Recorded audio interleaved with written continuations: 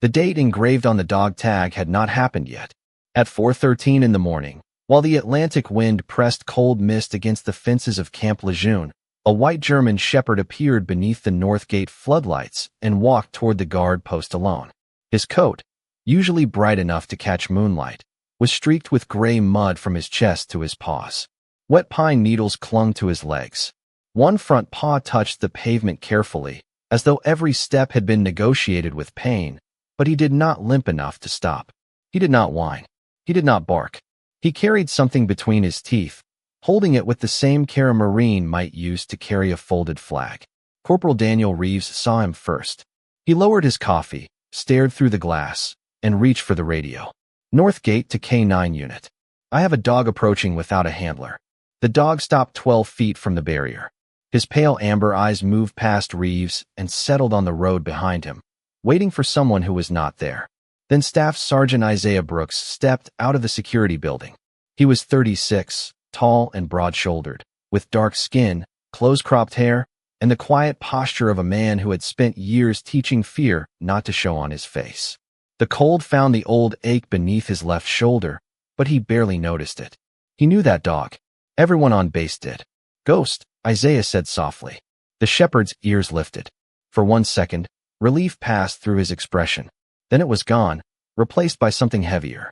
Ghost crossed the remaining distance and lowered his head. A chain slipped from his mouth and struck the concrete with a small metallic sound. Isaiah looked down. 2 military identification tags rested in a shallow pool of rainwater. One belonged to Gunnery Sergeant Caleb Mercer. Isaiah knew the name before he picked it up. He knew the service number. He knew the blood type. He knew the shallow bend near the edge where Caleb had caught it on a vehicle door years earlier and laughed because Ghost had tried to pull it free. Caleb had been missing for 11 days. His truck had been found near a coastal access road after a storm. Search teams had covered miles of marsh, pine forest, drainage canals, and shoreline. No footprints had lasted. No phone had been recovered. No clear answer had returned. By the 9th day, the official language had changed. Search and rescue became recovery. Hope became procedure. Isaiah closed his fingers around the cold metal. Ghost watched his face. "Where is he?" Isaiah asked. The dog turned his head toward the western tree line, then looked back at the tag.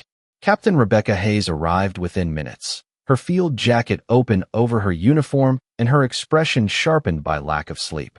2 military police officers followed her, along with Chief Warrant Officer Nolan Price from base operations. No one spoke while Isaiah carried the tag beneath the brighter light inside the guard station. Mud filled the stamped letters. A thin smell of salt water and machine oil rose from the chain. Hayes handed Isaiah a clean cloth. He wiped the front first. Caleb Mercer, United States Marine Corps. The information was correct. Then he turned it over. There were fresh marks on the back, uneven and narrow, as if someone had carved them with a small piece of metal in poor light. Isaiah leaned closer. The first line was a date. November 22nd. Tomorrow. Beneath it was a time. 6:40 a.m. The room went still. Even the radio traffic seemed to fade beneath the hum of the fluorescent lights. Reeves glanced at the wall calendar, then at Hayes. "That can't be right." Price stepped forward. "Could have been scratched there earlier." Isaiah shook his head. The grooves were bright beneath the mud. New. Intentional. Ghost stood at the doorway, water gathering beneath his white coat, his gaze fixed on Isaiah's hands. Isaiah wiped the lower edge of the tag. More letters appeared. Not many. Just enough. Brooks. Do not trust the siren. Isaiah felt the air leave his chest. Caleb had used his name. Not his rank. Not a code. His name. Captain Hayes read the message over his shoulder and looked toward Ghost. "How long has he been outside the wire?" No one answered. Ghost's tracking collar had been removed. There was a worn band in the fur around his neck and a dark smear of clay beneath his jaw. Isaiah crouched in front of him. "Did Caleb send you?" Ghost did not move. His breathing was steady, but his eyes carried the exhausted focus of a dog still holding a command. Isaiah reached toward the scrape on his paw. Ghost gently pulled back, then placed one muddy foot on Isaiah's boot. A signal. "Stay. Listen. Remember." Somewhere across the base, an electrical relay clicked. A second later, the emergency siren rose into the darkness. Its long mechanical cry rolled over the barracks, the empty training fields, and the black line of trees beyond the fence. Everyone in the guard station turned toward the sound. Everyone except Ghost. The white K9 stared only at Isaiah, and in that silent gaze was a warning no one yet understood. The date was tomorrow. The siren was sounding now, and the missing Marine had known both were coming. The siren lasted 47 seconds. Then it stopped so abruptly that the silence felt heavier than the sound. Captain Rebecca Hayes reached for the base communications phone while Isaiah Brooks remained crouched beside Ghost. Across Camp Lejeune, lights flickered on in barracks windows, doors opened, and confused voices carried through the damp pre-dawn air. No evacuation order followed. No emergency vehicles moved. The warning had come without a message, without a drill notice, and without a reason. Operations says it was a system fault, Hayes said after listening for several seconds. A relay at the old training grid triggered by itself. Isaiah looked at the words carved into Caleb Mercer's identification tag. Do not trust the siren. Systems do not warn people by name, he said. Chief Warrant Officer Nolan Price stood near the doorway, rubbing his thumb across the edge of his phone. We do not know Mercer carved that. We do not know when Ghost found it. Until the tag is processed, everything else is assumption. Ghost turned his head toward Price, but made no sound. His body remained still, though the muscles along his shoulders tightened beneath his wet white coat. Isaiah noticed. Ghost had always been quiet, but silence from that dog was never emptiness. It was attention sharpened to a point. 3 years earlier, Caleb had taught Isaiah that lesson on a cold morning at the K9 training field. Ghost had been younger then, his coat nearly silver beneath the Carolina sun, his amber eyes following every movement around him. While other dogs barked at decoys or pulled against their leads, Ghost sat beside Caleb and watched. People think the loud dog is the one paying attention, Caleb had said. Ghost does not waste noise. He remembers. Caleb Mercer had been 35 then, lean and steady, with sandy brown hair kept close and a patient expression that rarely changed. He never treated Ghost like equipment. He spoke to him as if every command were part of a promise. Wait. Search. Return. Home. Isaiah had visited the K9 field more often than his duties required. He told himself he liked the quiet. The truth was that Ghost carried a calm no human had been able to give him since the overseas mission that took Aaron Brooks, Isaiah's younger brother. Caleb had been there that night. He had carried the memory differently, but he carried it. They never spoke about it for long. Some grief becomes too familiar for conversation. It simply takes a seat between two men and waits. Caleb had never accused Isaiah of failing Aaron. That almost made it worse. The last time Isaiah saw Caleb before the disappearance, rain had tapped softly against the kennel roof. Caleb stood beside Ghost's enclosure with one hand resting on the white shepherd's neck. Keep him tonight, he had said. Isaiah frowned. You going somewhere? Just checking something near the coast. Take a team. Caleb gave a tired half-smile. You sound like my commanding officer. Then his expression changed. He looked toward Ghost, not Isaiah. If he comes back without me, do not follow where he came from first. Look at what he brings. Isaiah had assumed Caleb was speaking like a handler, turning caution into ritual. By morning, Caleb was gone. His truck appeared 2 days later near a storm-damaged access road. Driver's door unlocked. Keys missing. No clear tracks leading away. Ghost was still in his kennel. Or so the report claimed. Now, in the guard station, Hayes ordered the identification tag sealed for examination. The moment an officer placed it inside a clear evidence pouch. Ghost rose. He stepped toward Isaiah, then toward the western window. Beyond the glass, the first gray hint of dawn touched the pine line. He wants to go, Corporal Reeves said. Isaiah studied the dog's paws. The mud was not the pale sand of the shoreline. It was dark red clay, mixed with crushed pine bark and something finer that reflected beneath the light. Concrete dust. Captain, Isaiah said. When was Ghost last confirmed in the kennel? Hayes called the K9 unit. The answer came back slowly. The night handler had logged Ghost at midnight, but the camera system had gone offline shortly afterward. Power returned at 3:17. By then, the kennel was empty. Price looked up. That only proves the dog got loose. Isaiah shook his head. Ghost does not get loose. Hayes requested the restored camera footage. A few minutes later, they watched it on a small monitor. At 12:14, the image froze. Before it did, Ghost was sitting at the rear of his kennel, facing the service door. At 3:17, the video returned. The gate stood open. No broken latch. No damaged fence. Someone had let him out. Reeves advanced the recording frame by frame. Just before the screen went dark, a narrow shadow crossed the concrete outside the kennel. A human figure. Ghost had not escaped to search for Caleb. Someone had sent him. Isaiah looked down as Ghost pressed his nose against Caleb's tag inside the evidence pouch, then turned toward him. The same patient stare. The same command without sound. And Isaiah finally understood what Caleb had meant. Ghost had not returned to the man he loved most. He had returned to the man he trusted to finish the mission. By sunrise, the rain had thinned to a silver mist, but nothing inside the operations building felt clearer.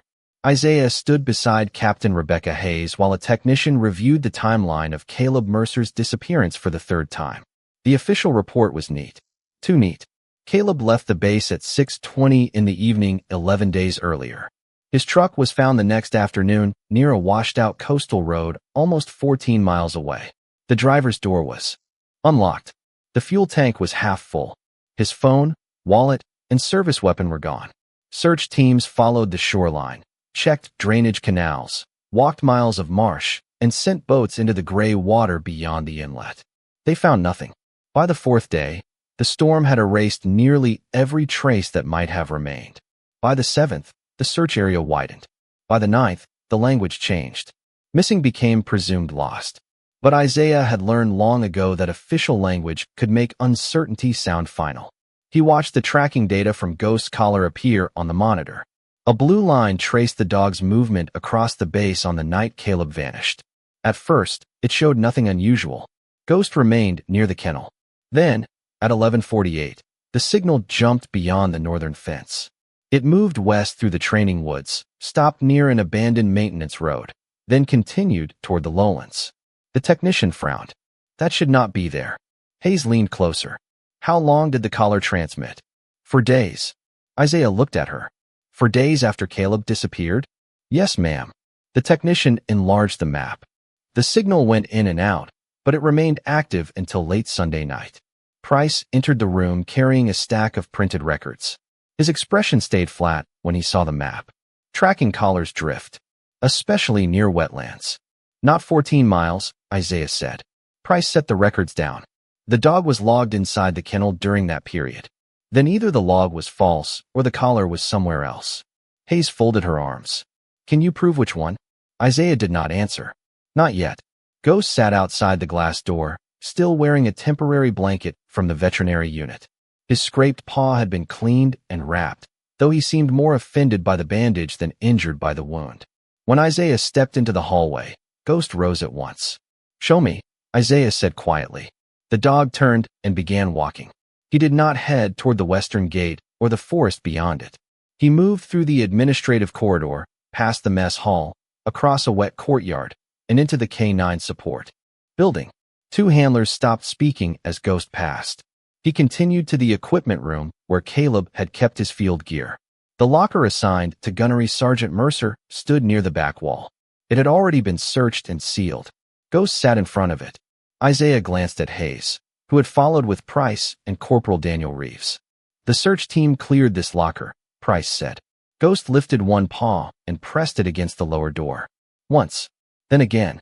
Isaiah crouched. The latch was intact. The inventory tag hung where it should. But the dog was not looking at the door. He was looking at the narrow metal panel beside it. Isaiah ran his fingers along the edge and felt a slight gap. This wall is hollow. Reeves brought a flat tool from the workbench. The panel came away with a soft metallic click. Behind it was a space no wider than a book, hidden between two lockers. Inside lay a folded map, a small photograph, and a second identification tag wrapped in waxed cloth. No one spoke. Isaiah opened the map first.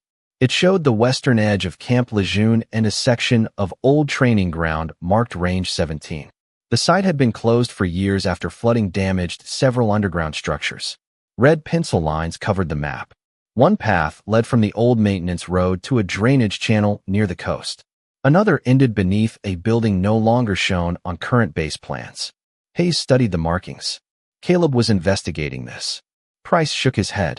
We're planning something. Isaiah ignored him and picked up the photograph. It had been taken 8 years earlier. Caleb stood beside a younger Isaiah and 3 other Marines beneath a canvas shelter overseas. Aaron Brooks was in the center, smiling, one hand raised against the sun. Isaiah had not seen that photograph since the day his brother died. His fingers tightened around the edge. Then he unwrapped the second tag. The metal was worn smooth in places, but the name remained clear. Aaron Brooks, United States Marine Corps. Isaiah felt the room narrow around him. Aaron's tag had been returned with his personal effects 8 years ago. Isaiah kept it in a wooden box at home. This one should not exist. He turned it over. A date had been scratched into the back. 8 years earlier to the day. Beneath it were 4 characters. R-17. Ghost lowered his head and touched his nose to the tag. Not Caleb's. Aaron's. Hayes looked from the map to Isaiah. Why would Mercer hide this? Isaiah stared at his brother's name and heard Caleb's voice from years before, low and careful, telling him that some missions ended on paper long before the truth came home. Outside, morning formation began across the base. Boots struck pavement in steady rhythm. Orders carried through the mist. Everything sounded normal. But in Isaiah's hand was proof that Caleb had spent years following a trail no one else knew existed.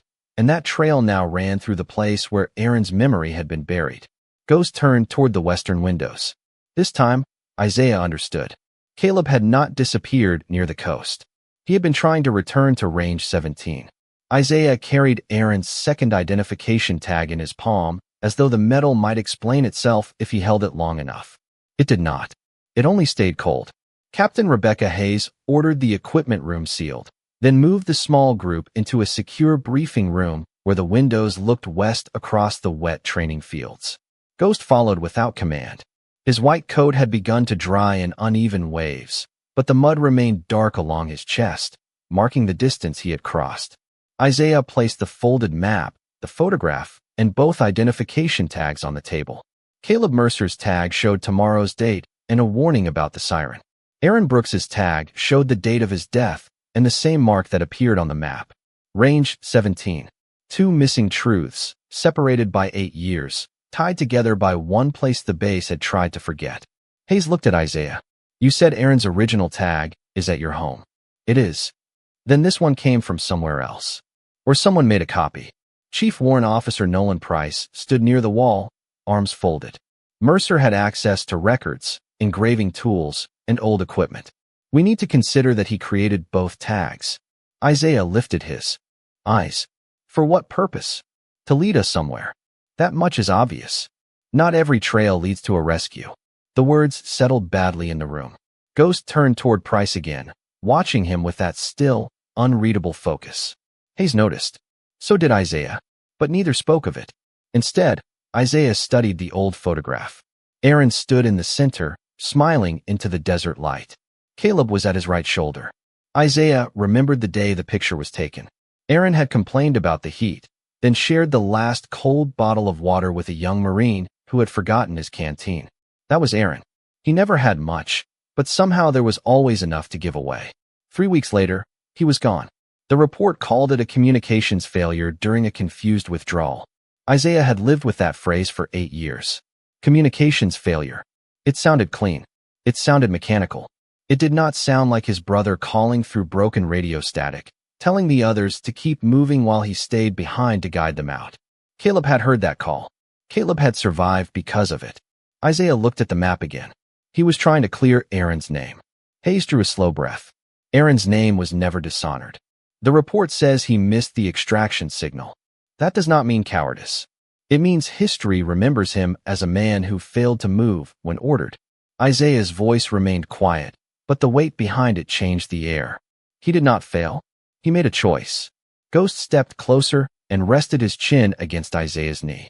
The touch was light, steady, the same way he had sat beside Isaiah during the memorial service years earlier, when Caleb brought him to the chapel and said nothing because nothing useful could be said. Isaiah looked down at the dog. The chapel. Hayes frowned.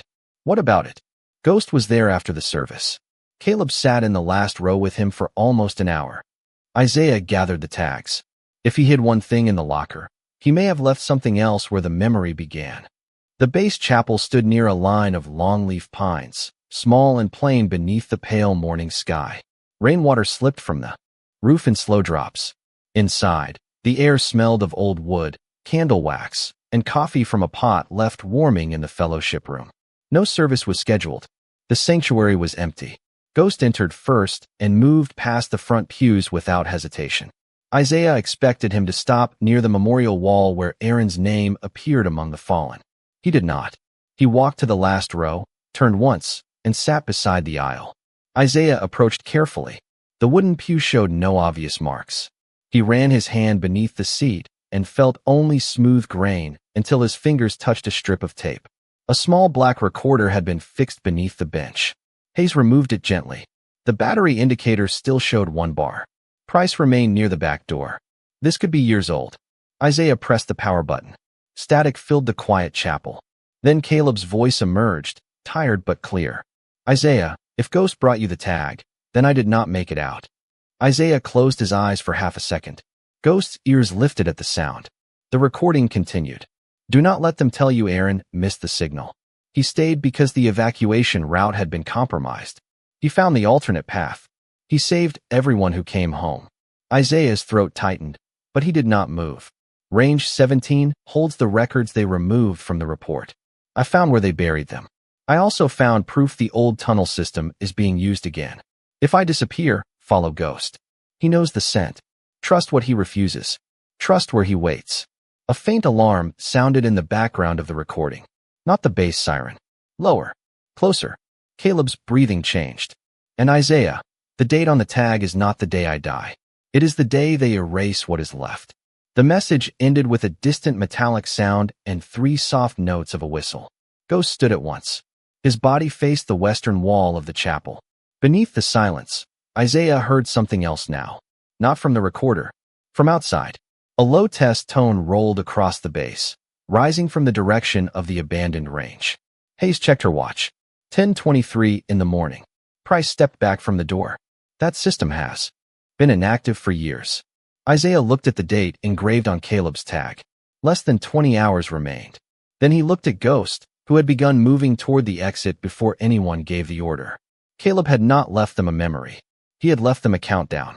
The low test tone faded across the western edge of Camp Lejeune, leaving the chapel in a silence that felt deliberate.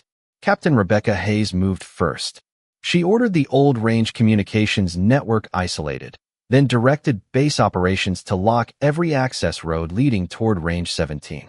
Isaiah Brooks stayed beside Ghost while the white shepherd stood at the chapel door, body angled toward the west, one front paw lifted beneath the temporary bandage. The dog was listening to something beyond human hearing. A vibration. A memory. Perhaps a command that had never ended. Hayes stepped outside and raised her radio. No one enters the Western training sector without my authorization. Confirm the status of all siren relays connected to Range 17. The response arrived through static. 2 systems showed inactive. A third had awakened at 10:22 that morning for 11 seconds. No technician had triggered it. No scheduled test existed. Chief Warrant Officer Nolan Price looked toward the tree line. Old equipment does strange things after storms. Isaiah held Caleb Mercer's identification tag beneath the gray daylight. The fresh engraving caught the light. Old equipment did not write your warning. Price's jaw tightened. You are letting grief turn coincidence into evidence. And you are working very hard to keep coincidence comfortable. Hayes looked between them. Enough. We follow facts.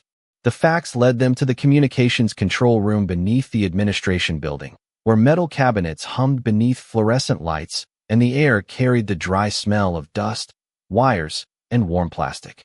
A civilian systems technician named Laura Bennett searched the relay history while Ghost lay near Isaiah's boots.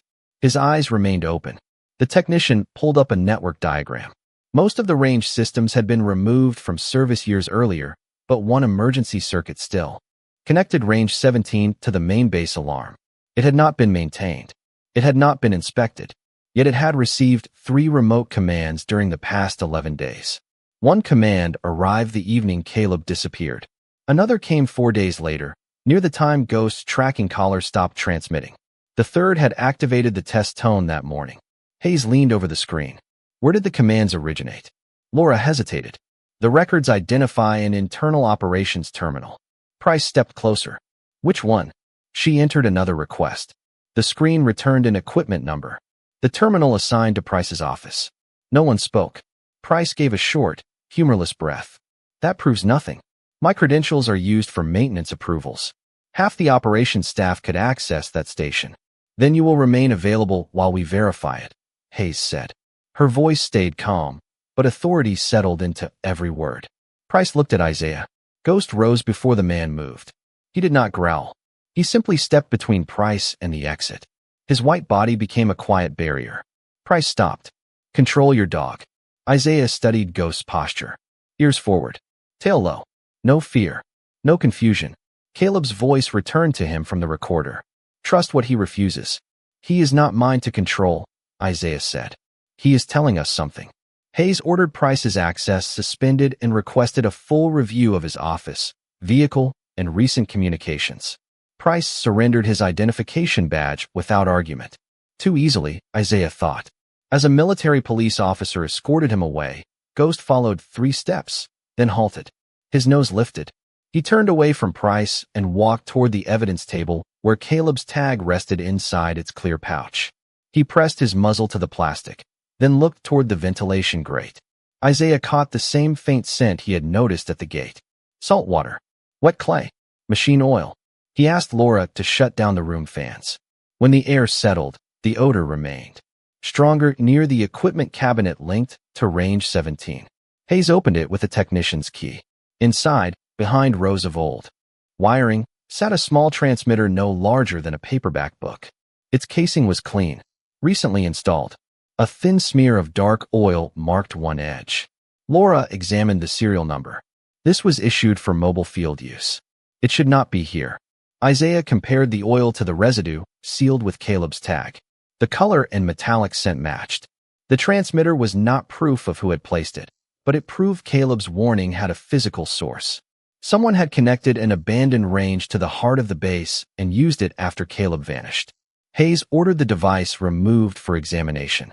At that moment, her radio sounded. The officer assigned to Price reported that his office was empty. The escort had received a false emergency call directing Price to another building. By the time the mistake was discovered, Price was gone. His vehicle remained in the parking lot. His phone lay inside a desk drawer. The secure archive containing the Range 17 maintenance files had also been opened. Every paper record from the year Aaron died was missing. Hayes issued a base-wide search. Isaiah looked at the wall clock. 11:16 in the morning. Less than 19.5 hours remained before the time carved into Caleb's tag. Ghost paced once around the room, then stopped beside an open floor vent. He lowered his nose and drew in a long breath. When he raised his head, he looked not toward the door Price had used, but toward the western service tunnels beneath the building. Isaiah understood the warning in that choice. Price had not fled the base. He had gone where the old systems still connected, where paper records could disappear, and where a siren could make hundreds of people obey without asking why. Hayes called for a search team. Isaiah fastened a clean lead to Ghost's temporary collar, though the dog did not need it. Outside, the mist had thickened into rain again. Far beyond the buildings, past 7 miles of pine forest and flooded training roads, Range 17 waited under a darkening sky. Ghost stepped into the weather without hesitation. Before Isaiah followed, Laura called after him. She had opened one final hidden log from the transmitter. A destruction sequence had already been programmed. Activation time was 6:40 the next morning. The siren would not warn them to leave. It would be the signal that there was nothing left to save. Rain pressed steadily against the windshield as the convoy moved west through Camp Lejeune, headlights cutting narrow tunnels through the pines. Isaiah Brooks rode in the lead vehicle with Captain Rebecca Hayes, while Ghost stood in the rear compartment behind them, balanced against every turn as though he already knew where the road would end. The white shepherd had refused food, water, and rest. His wrapped paw touched the floor lightly, but his attention never left the dark forest beyond the glass. 7 miles from the main base, pavement gave way to a service road softened by years of neglect. Water filled the tire ruts. Fallen branches leaned across the shoulder. The farther they traveled, the quieter the radio became, until every transmission arrived beneath a layer of static. Hayes checked the map Caleb Mercer had hidden in the locker. The primary entrance should be another mile ahead. Isaiah watched Ghost. He is not looking at the primary entrance. The dog faced south, toward a line of trees where the land dropped into a shallow drainage basin. Isaiah asked the driver to stop. The search team spread out beneath the rain, flashlights moving across wet trunks, rusted signs, and waist-high grass. Ghost stepped from the vehicle and lowered his nose. He passed the marked trail without hesitation, crossed a ditch, and stopped beside a section of chain-link fence buried beneath vines. One corner had been pulled back recently. Fresh clay clung to the wire. Isaiah crouched and found a strip of gray fabric caught on a broken edge. It matched the field uniform Caleb had worn the night he disappeared. Hayes called for the team to follow Ghost. Beyond the fence, the ground sloped toward a concrete drainage channel hidden beneath pine needles. A narrow maintenance tunnel opened at its base. The air inside smelled of standing water, mineral dust, and the same machine oil found on the tag. Ghost entered before anyone could stop him. Isaiah followed with Hayes and two engineers while the rest of the team secured the entrance. Their lights swept across faded warning numbers painted on the walls. 17. The tunnel descended for nearly 200 yards before reaching a steel door left partly open. Beyond it was a room that did not appear on any current map. Metal shelves lined the walls. Empty shipping containers stood beneath plastic covers. A portable generator hummed in the corner, feeding power to a bank of old control panels. Someone had been there recently. A cup of coffee still held warmth. A notebook lay open beside a radio. Hayes scanned the room. Price knew this place was active. Isaiah did not answer. Ghost had moved to the far wall. He stopped beside a folding cot where a marine field jacket had been placed with deliberate care. Caleb's name tape remained above the pocket. On the floor beside it lay a pair of boots, a broken watch, and dark stains dried into the fabric of a discarded bandage. The scene looked arranged to tell one story. Caleb had been here. Caleb had not left. One of the engineers found a narrow side chamber behind the shelves. "Captain." His voice was low. Inside, beneath a canvas covering, rested the remains of a man in a weathered marine uniform. Time had taken away the details, but an identification tag hung from the chain at his chest. Caleb Mercer. Hayes closed her eyes for a moment. The room seemed to lose its air. Isaiah stood at the entrance, unable to move closer. 11 days of hope folded inward all at once. Caleb's voice in the chapel. His warning. His faith in Ghost. All of it now seemed like the final work of a man who already knew he would not return. "We were too late," Hayes whispered. Isaiah stared at the tag on the uniform. The old wound inside him opened with familiar precision. Aaron had waited for help that never reached him. Now Caleb had done the same. Different place. Same silence. Ghost approached the chamber slowly. He stopped 6 feet from the remains. His ears shifted forward. His nose lifted. Then he turned away. Isaiah watched him. "Ghost." The dog did not look back. He walked to the wall opposite the chamber and sat. Hayes rested a hand on Isaiah's shoulder. "He may not understand. He understands scent better than any of us." Isaiah stepped toward the identification tag, but Ghost moved between him and the chamber. No growl. No bark. Only refusal. Caleb's recorded words returned. "Trust what he refuses." Isaiah looked again at the uniform. The name tape was correct. The tag was correct. The boots were Caleb's size. But Ghost would not cross the final distance. Isaiah crouched beside him. "That is not Caleb, is it?" Ghost pressed one paw against the floor. Once. Then twice. A faint sound answered from somewhere below them. 3 notes. Soft. Uneven. A whistle moving through metal and concrete. Ghost surged to his feet. His body changed instantly, every line drawn toward the floor beneath the control room. The whistle came again. 3 notes Caleb had used as a recall command. Isaiah dropped to one knee and placed his palm against the concrete. Beneath the hum of the generator, he felt a vibration. Someone was alive below range 17.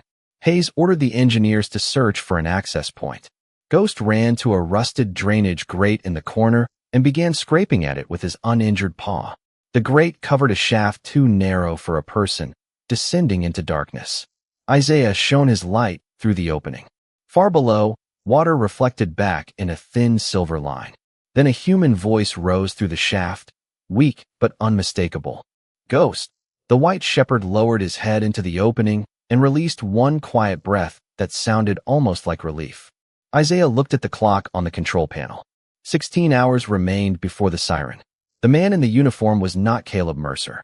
The identification tag had been planted. The death they had found was an answer designed to end the search.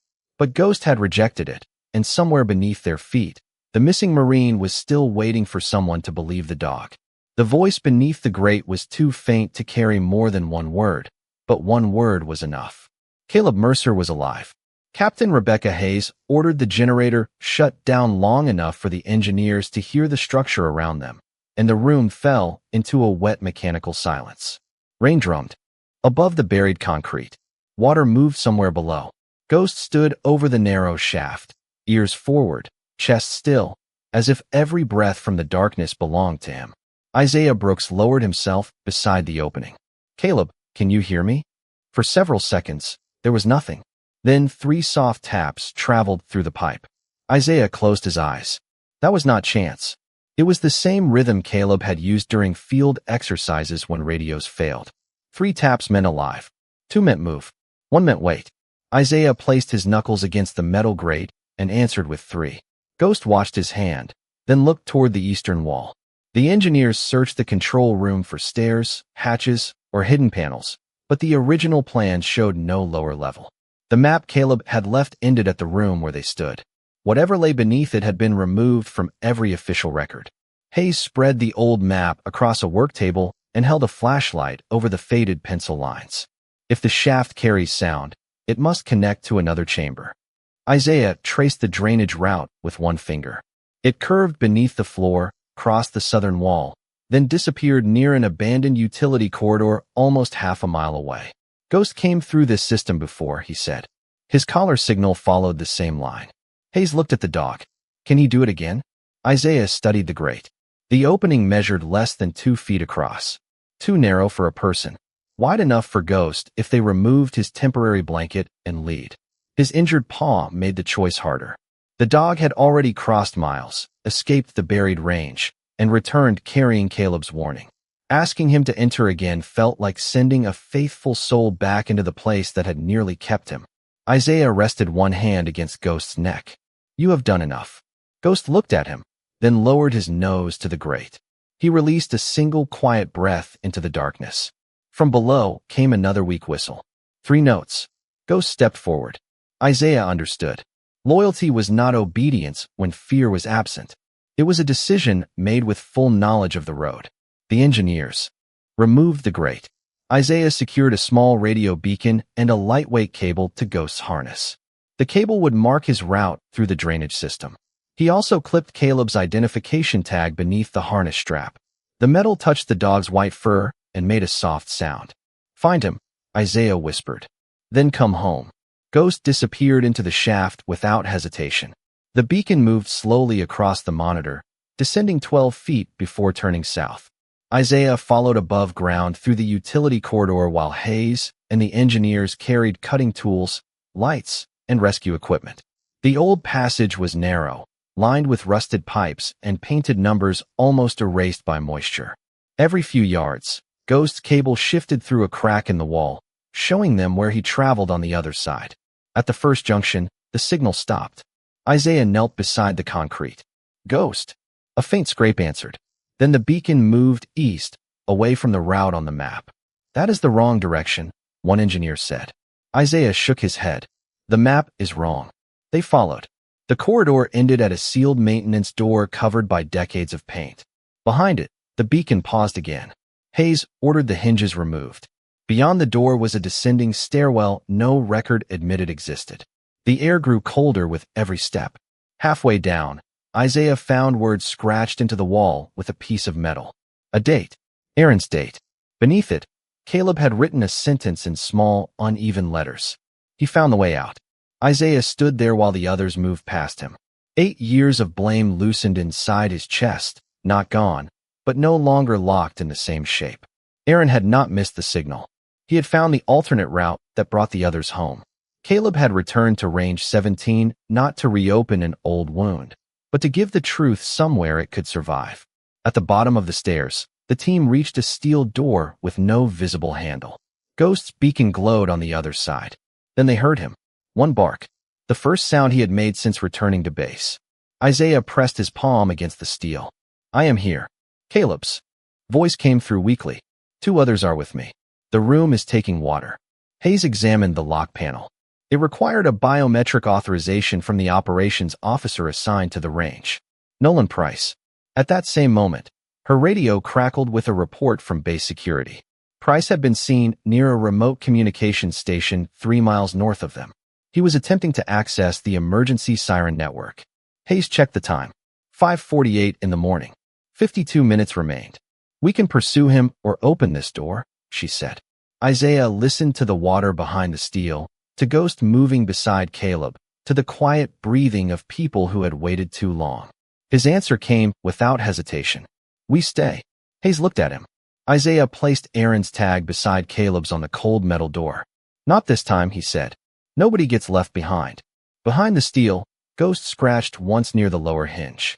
An engineer aimed his light at the mark and found a narrow service channel leading into the locking mechanism. The dog had not only found Caleb. He had found the one path that might still open the door.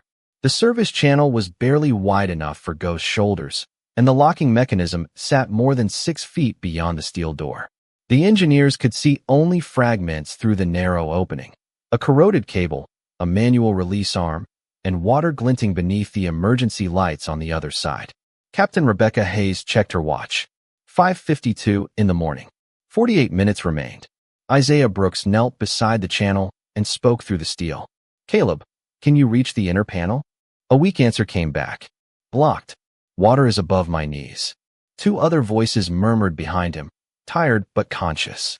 Ghost scratched once near the release arm. The engineer beside Isaiah studied the mechanism. If we can feed a pull line through, someone inside might loop it around the manual lever. Isaiah looked at Ghost's tracking cable. It was thin, strong, and already threaded through the service channel. Use his line. The engineer disconnected it from the external spool and fastened a heavier cord to the end. Isaiah tapped twice against the door. Caleb, Ghost is bringing you a line. Guide him to the release. There was a pause. Then Caleb answered with 3 soft notes of the whistle. Ghost moved. The beacon on the monitor shifted along the bottom of the door, then disappeared behind the locking assembly. Seconds stretched. Water whispered through the corridor drains. Somewhere above them, thunder rolled across the pine forest. Hayes raised her radio and contacted the base communications team. Nolan Price had reached the remote station, but security units were still nearly 10 minutes away. He had entered the control room and locked the access door. The emergency network was active. Can they cut power? Isaiah asked. Hayes listened to the response, then shook her head. The station has an independent generator. The siren sequence is still scheduled for 6:40. The engineer gripped the line. It moved once, stopped, then tightened. They have it. Isaiah leaned close to the door. Caleb, pull when I count. Inside the chamber, Ghost barked once. Isaiah counted slowly. At 3, the engineers pulled while Caleb worked the inner lever. Metal groaned inside the wall, but the door did not move. A warning light blinked red above the frame. The mechanism had partially released, then locked again. There is a secondary circuit, the engineer said. We need to interrupt power from inside. Isaiah stared into the narrow channel. Ghost was the only one who could reach it. Caleb, there should be a cable bundle near the lower hinge. Can Ghost get to it?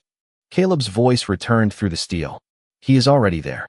Isaiah closed his eyes for half a heartbeat.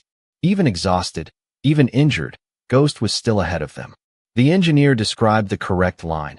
A thick black cable secured beneath a metal clip. Caleb repeated the instructions softly to the dog. Find the black line, Ghost. Take it. Scraping echoed through the door. Then silence. At 6:11, the lights in the corridor dimmed. The red warning lamp went dark. The engineer pulled the release cord again, and this time the lock gave with a deep mechanical click. The steel door opened less than an inch before water. Pressure held it in place. Everyone pushed together. The gap widened slowly, releasing a cold stream across their boots. Isaiah saw Ghost first. His white coat was soaked gray, his injured paw lifted, but his eyes were bright and fixed on him. Behind the dog stood Caleb Mercer, pale with exhaustion, one arm braced against the wall. 2 civilian inspectors waited beside him, wrapped in emergency blankets taken from a storage cabinet. No one rushed. No one shouted. The moment was too fragile for noise. Isaiah stepped through the water and reached Caleb. "You took your time," Caleb whispered. Isaiah held his shoulder. "You left terrible directions." A tired smile crossed Caleb's face. Then the base radio came alive. Security had not reached Price. The siren command was moving through the network. Hayes ordered every unit to remain in place and disregard evacuation tones. Her warning spread across Camp Lejeune from barracks to motor pools, from guard stations to the rain-dark training fields. 6:39. The team began guiding the survivors toward the stairs, but Ghost did not follow. He stood beside the open control box inside the chamber, staring at the severed black cable. Isaiah called him. The dog looked back, then toward a second bundle of wires running beneath the waterline. The engineer understood. The siren is only the first trigger. The destruction circuit has a separate connection. 6:40 arrived. Across the distant base, the sirens began to rise.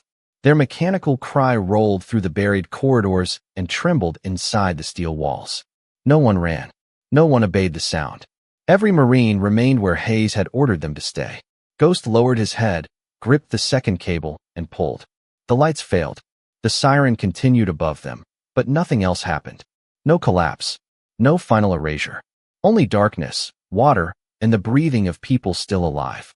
Emergency lamps flickered on moments later. Caleb sank carefully to one knee. Ghost stood several feet away, watching him as though 11 days of separation had taught him not to trust hope too quickly. Caleb raised one trembling hand. "Home, Ghost." The white shepherd crossed the water and pressed his head against Caleb's chest. Caleb wrapped both arms around him and closed his eyes. Isaiah turned away, giving them the small privacy of silence. Around his neck, Aaron's identification tag rested beside Caleb's, 2 pieces of cold metal warmed by his skin. The siren faded at last. In the quiet that followed, Ghost's tail struck the water once, and the sound was softer than a prayer. By the time the rescue team emerged from Range 17, dawn had begun to soften the storm clouds above Camp Lejeune. The rain had slowed to a cold mist, and pale light rested across the pines as if the morning itself had been waiting for them. Caleb Mercer was carried toward the medical vehicle beneath a gray blanket, one hand resting against Ghost's wet white coat. The dog walked beside him without a lead. Every few steps, Caleb looked down to make certain he was still there. Ghost looked back each time. Isaiah Brooks followed in silence, Aaron's identification tag held inside his closed hand. For 8 years, that small piece of metal had represented the moment his brother failed to return. Now it carried a different truth. Aaron had not missed the evacuation signal. He had discovered that the assigned route was unsafe and remained behind long enough to guide the others toward an alternate passage. Caleb had found the original communications logs hidden beneath Range 17, along with inspection records proving that the tunnel system had been concealed to protect an illegal equipment operation. The 2 civilian inspectors rescued with him had come to verify those records. When they tried to report what they found, the range was sealed, and the old alarm network was prepared to erase the remaining evidence. Nolan Price had believed a siren would make everyone turn away. He had forgotten that Marines are trained to hear the difference between an order and a warning. Base security found him inside the remote communications station shortly after sunrise. There was no confrontation, no shouting, only locked files, copied records, and a quiet surrender when he realized the destruction sequence had failed. In the days that followed, the truth moved slowly. Through official rooms, signed statements, and sealed investigations. Range 17 was closed under armed guard. The recovered records were preserved. Aaron's final transmission was restored from an old storage device Caleb had protected inside the underground chamber. Isaiah listened to it only once. His brother's voice was calm beneath the static. He was directing the team towards safety, repeating the route until every Marine confirmed they had crossed. His last clear words were not about fear. They were about home. 2 weeks later, Isaiah stood in a small recovery room at the base hospital. Afternoon sunlight passed through the blinds in narrow golden lines. Caleb sat near the window, thinner than before, a bandage around one wrist, and a cup of untouched coffee beside him. Ghost slept with his head across Caleb's boots, his white coat clean again except for one faint rust-colored mark near his shoulder that no amount of washing had removed. Isaiah placed Aaron's second identification tag on the table. "Why did you keep it?" he asked. Caleb looked at the metal for a long moment. I found it with the original range records 3 years ago. Someone had made duplicates for the false report. Aaron's was marked as evidence that he ignored the signal. He lifted his eyes. I wanted to return it when I could prove what really happened. Isaiah sat across from him. You could have told me. I had suspicion. You deserve truth. Caleb reached into the pocket of his hospital robe and removed his own tag, the one Ghost had carried through the north gate. The uneven date remained on the back. They chose that morning because it was 8 years since Aaron died. They thought no one would question maintenance work on an anniversary everyone else had forgotten. Isaiah turned the tag over in his fingers. You remembered. Caleb glanced down at Ghost. So did he. The dog opened his eyes at the sound of their voices, but did not rise. Isaiah placed Aaron's tag beside Caleb's. 2 names. 2 dates. 2 men who had entered range 17 years apart, each leaving behind a trail meant to bring someone else home. Months later, a new memorial was dedicated near the western training grounds. It was not large. A stone marker stood beneath 3 longleaf pines, facing the place where the old tunnels had once disappeared into the earth. Aaron Brooks's record had been corrected. His final actions were recognized before his family, his unit, and the Marines whose lives he had saved. Isaiah stood in dress uniform beside Caleb, both men quiet, as Aaron's name was read aloud. Ghost sat between them, wearing a simple leather collar. Caleb's restored identification tag hung from it, and the date scratched into the back had not been polished away. Some believe the mark should have been removed. Caleb refused. It was no longer the hour when evidence was supposed to vanish. It was the hour 3 lives had returned to daylight. After the ceremony, the crowd slowly departed. Isaiah remained near the stone while the wind moved softly through the pine needles. Ghost approached and rested his white head against Isaiah's leg. Caleb stood on the other side, one hand in his pocket, watching the morning sun reach the memorial. Isaiah looked at his brother's name. For years, he had prayed for one more conversation, one final explanation, one sign that Aaron had not been alone. The answer had not arrived in a voice. It had crossed 14 miles of rain and darkness on 4 tired paws, carrying cold metal between careful teeth. Isaiah lowered his hand to Ghost's neck. The tag touched his wedding band with a quiet chime. No sirens followed. No alarms. Only the wind, the warmth of living fur, and the kind of silence that comes when the truth has finally found its way home.